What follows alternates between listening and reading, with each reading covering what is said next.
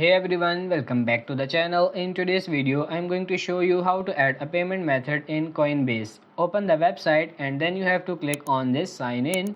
Now sign in with your email and password. If you have just created your account, you will see an add payment method button once you're signed in. Click on add payment method, then a pop-up window will appear that contains the payment methods you could add. In this video, we are going to add a bank account as a payment method. Click on bank account. After that, a message will appear saying that Coinbase uses Plate to connect your account. Click on continue to show that you agree to the plan and user privacy policy. Now you have to select the bank you want to add. In this example, I'm going to add the Fifth Third Bank. Click on the bank you wish to add, or you can also search for it on the search bar.